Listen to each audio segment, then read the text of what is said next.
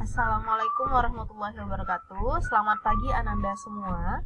Hari ini kita akan mempelajari bab baru di semester ini, yaitu mengenai sistem persamaan linear 3 variabel atau yang bisa disingkat SPLTV. Nah, baiklah. Untuk sistem persamaan linear 3 variabel sendiri, diharapkan nantinya Ananda dapat yang pertama menjelaskan konsep SPLTV itu sendiri, dan yang kedua Ananda dapat menentukan contoh dan bukan contoh dari persamaan linear 3 variabel. Inilah tujuan pembelajaran yang Ibu harapkan dapat tercapai pada pertemuan pembelajaran di hari ini. Nah, lalu apa sih manfaat dari mempelajari sistem persamaan linear 3 variabel? Ternyata sistem persamaan linear 3 variabel ini sangat besar manfaatnya dan mencakup berbagai macam bidang kehidupan. Nah, jadi yang pertama itu bermanfaat di bidang industri. Kemudian yang kedua, SPLTV ini juga bermanfaat di bidang kesehatan. Lalu yang ketiga, di bidang kependudukan dan di bidang ekonomi. Nah, serta yang lainnya adalah di bidang pertanian. Nah, di sini Ibu akan berikan salah satu ilustrasi bagaimana sih SPLTV itu bisa bermanfaat atau membantu dalam bidang pertanian. Di sini ada masalah 2.1 yang Ibu ambil dari buku siswa. Jadi Ananda bisa lihat di buku siswanya, nanti dicek lagi. Ada suatu masalah yang berjudul Petani di daerah Tapanuli, Sumatera Utara.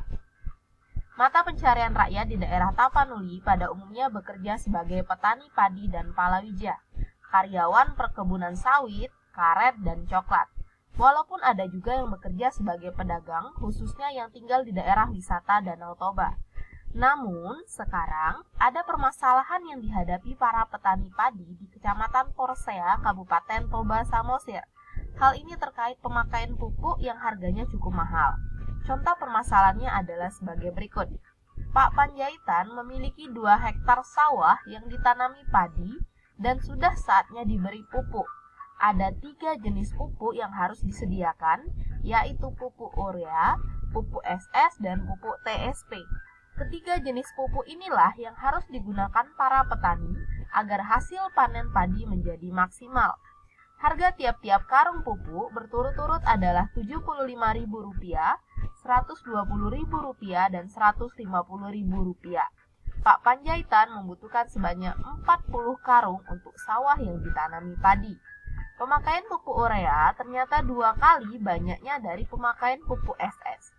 Sementara dana yang disediakan Pak Panjaitan untuk pembelian pupuk adalah sebesar Rp4.020.000. Berapa karung untuk setiap jenis pupuk yang harus dibeli Pak Panjaitan? Nah, jadi permasalahan seperti ini dapat kita selesaikan dengan memanfaatkan konsep SPLTV atau sistem persamaan linear 3 variabel. Nah, nanti di akhir pembelajaran untuk bab ini, Ananda akan menyelesaikan soal-soal kontekstual atau soal-soal yang ada dalam kehidupan sehari-hari dengan menggunakan konsep SPLTV ini. Nah, selanjutnya Ananda perhatikan contoh berikut. Di sini ada suatu persamaan 4x tambah 5y kurang 20 sama dengan 0. Nah, seperti yang sudah Ananda pelajari di SMP ketika di kelas 7 mengenai aljabar, kita tahu bahwa 4 dan 5 itu disebut sebagai koefisien karena dia berada atau merupakan bilangan yang berada di samping atau di sebelah kiri variabel. Ya, jadi itu namanya koefisien. Kemudian yang kedua, X dan Y itu variabel. Intinya, kalian ingat saja, kalau misalnya dia huruf, berarti itu merupakan variabel. Lalu, negatif 20 ini merupakan konstanta. Konstanta yaitu bilangan yang berdiri sendiri tanpa adanya variabel. 0 ini juga termasuk konstanta ya. Nah, jadi ini merupakan contoh persamaan linear 2 variabel. Kenapa disebut sebagai persamaan? Karena tanda operasinya atau tanda operator penghubungnya itu adalah tanda sama dengan. Jadi disebut sebagai persamaan. Kemudian yang ciri kedua adalah linear. Linear ini merupakan suatu kata yang diambil dari kata line. Line dalam bahasa Inggris berarti garis. Artinya ketika persamaan ini kita buatkan grafiknya, maka akan terbentuk suatu garis lurus. Ciri lainnya apa? Ciri lain persamaan linear adalah pangkat dari variabelnya itu adalah 1. Jadi di sini X pangkat 1, Y pangkat 1. Nah, seperti yang diketahui bahwa pangkat 1 itu tidak perlu ditulis. Jadi tidak ditulis pun kita harus sudah tahu, oh ternyata itu X pangkat 1 dan Y pangkat 1. Jadi linear itu tandanya adalah pangkatnya harus 1. Kemudian dua variabel. Di sini bisa Ananda lihat sendiri ada berapa banyak variabelnya? Ada 2, yaitu X dan Y. Sehingga persamaan ini disebut persamaan linear dua variabel. Nah, kita akan belajar tentang sistem persamaan linear 3 variabel. Jadi kalau tadi 2 variabel, ini jadi 3 variabel. Kita lihat pengertiannya. Sistem persamaan linear 3 variabel adalah suatu sistem persamaan linear dengan 3 variabel. Nah, kita lihat bentuk umumnya. Jadi di sini ada A1X ditambah B1Y ditambah C1Z sama dengan D1. Ini persamaan pertama. Kemudian persamaan keduanya A2X ditambah B2Y ditambah C2Z sama dengan D2. Dan persamaan ketiganya A3X ditambah B3Y ditambah C3Z sama dengan D3. Nah, di sini kita lihat keterangannya. X, Y, dan Z adalah variabel. Jadi X, kemudian Y, dan Z itu merupakan variabel. Ada berapa variabelnya? Ada 3. Makanya disebut sebagai sistem persamaan linear 3 variabel. Kemudian A1, A2, dan A3 ini nanti kita ganti dengan bilangan atau angka. Ya, jadi ini adalah koefisien dari variabel X. Kemudian B1, B2, dan B3-nya juga nanti kita ganti dengan angka atau bilangan real. Jadi B1, B2, dan 3 ini merupakan koefisien dari variabel Y.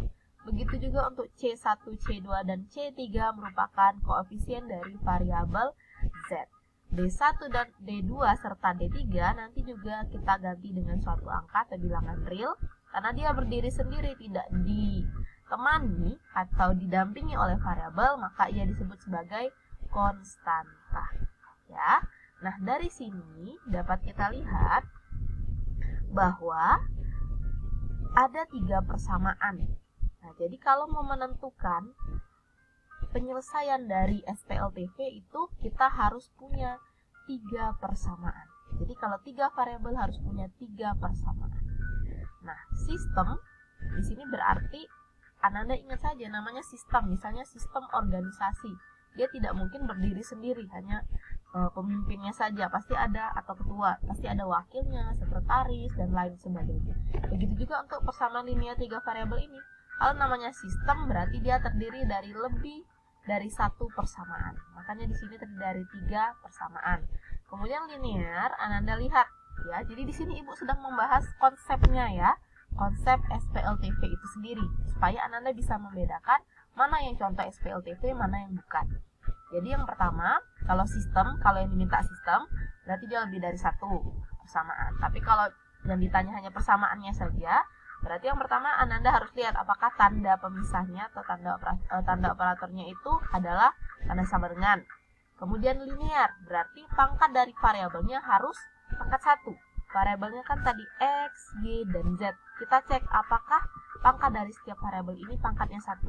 Kalau misalnya pangkatnya 2, X kuadrat, atau misalnya Y kuadrat, atau Z kuadrat, maka itu bukan SPLTV. Kemudian syarat yang ketiga, 3 variabel. Jadi gampang, tinggal Ananda hitung. Kalau variabelnya ada 3, berarti dia SPLTV atau PLTV. Ya. Nah, supaya Ananda lebih paham, kita lihat contoh berikut. Amati contoh-contoh persamaan berikut. Manakah yang termasuk persamaan linear 3 variabel? Jadi persamaan saja, kita tidak melihat sistemnya, hanya 1. Nah, untuk soal yang pertama, kira-kira apa jawabannya? Ya, jawabannya bukan ya. Kenapa bukan? Karena kita bisa lihat variabelnya hanya ada 2, yaitu variabel X dan variabel Y. Sedangkan yang diminta adalah persamaan linear 3 variabel. Ya. Kemudian untuk soal yang kedua, coba Ananda pikirkan. Jawabannya adalah ya. Betul ya, karena variabelnya ada 3, X, Y, dan Z. Kemudian linearnya apa? Pangkatnya 1. setiap variabel berpangkat 1. Kemudian juga tandanya sama dengan. Kita lanjut yang ketiga. Nah, sudah mulai paham ya? Kita lihat yang ketiga, apakah termasuk persamaan linear 3 variabel? Ya, jawabannya tidak. Kenapa tidak? Karena X-nya berpangkat 2. Berarti dia tidak linear.